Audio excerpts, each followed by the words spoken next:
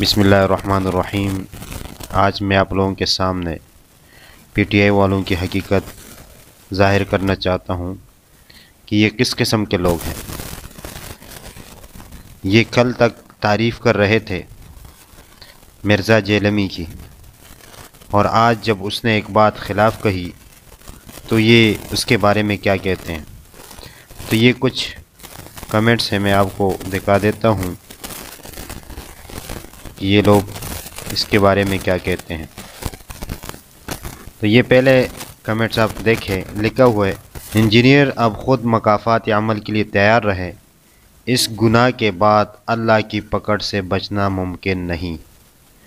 یعنی اس سے یہ لوگ یہ ظاہر کر رہے ہیں کہ یہ ان کا عقیدہ بن چکا ہے، اور یہ اس کے خلاف سننے کے لیے، یعنی عمران خان یا اس کے جو ساتھی ہے اس کے خلاف سننے کے لیے تیار نہیں ہے۔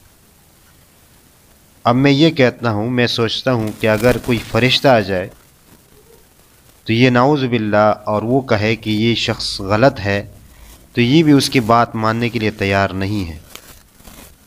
یہ اس طرح انہوں نے ان کے عقائد اور ان کے نظریے کو بگاڑا ہے۔ دوسرا کمنٹ ہے، لکھا ہے بھائی جان آپ کو معافی مانگنے کی ضرورت نہیں ہے، ہم بھی اکثر اس کو سنتے تھے، اب اس کی منافقت اب سامنے آئی ہے، اب ہماری بھی آنکھیں کھلی ہیں۔ یعنی مرزا جیلمی کے بارے میں کہہ رہے ہیں۔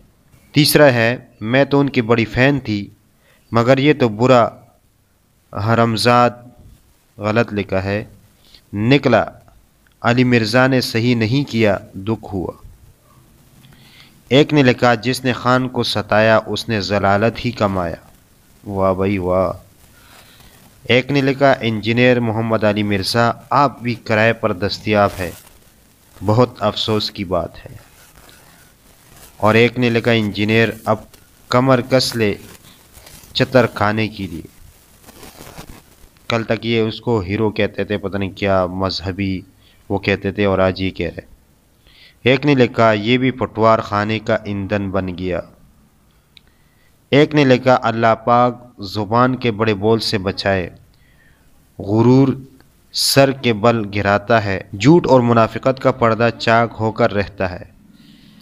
ایک نے لکھا السلام علیکم بھائی انجینئر صاحب آج کل بہت اونچا اڑ رہا تھا اور اس کو نیچے تو گرنا ہی تھا، سو وہ گر ہی گیا۔ جب کسی انسان کا زوال شروع ہوتا ہے تو اس کی مت ہی ماری جاتی ہے، اور اس کو کچھ پتہ نہیں ہوتا کہ وہ کیا بول رہا ہے۔ انجینئر صاحب کے اصل میں مت ہی ماری گئی ہے۔ تو یہ باتیں تھیں۔ کل تک یہ اس کو مذہبی اسکالر پتہ نہیں کیا کیا القابات دے رہے تھے، اور جب اس نے ایک بات خلاف کی تو اس کو آسمان سے زمین پہ پٹخ مارا۔ یہی حال میں یہ کہتا ہوں، طارق جمیل صاحب کی یہ لوگ بہت تعریف کرتے ہیں، اور اگر آج طارق جمیل صاحب اس کے بارے میں کوئی خلاف بات کہے تو یہ اس کا کیا حشر کرتے ہیں وہ آپ اس دن دیکھ لیں گے۔ اللہ تعالیٰ سے دعا ہے کہ اللہ تعالیٰ ہمیں فتنوں سے بچائے، اور میں کہتا ہوں کہ سورۃ کاف کی تلاوت جمعے والے دن ضرور کرے۔ اور آپ دیکھیں، میں نے ایک بزرگ سے سنا کہ جو سورۃ کاف پڑھتا ہے آپ اس کا مشاہدہ کرو، وہ عمرانی فتنے میں مبتلا نہیں ہوگا۔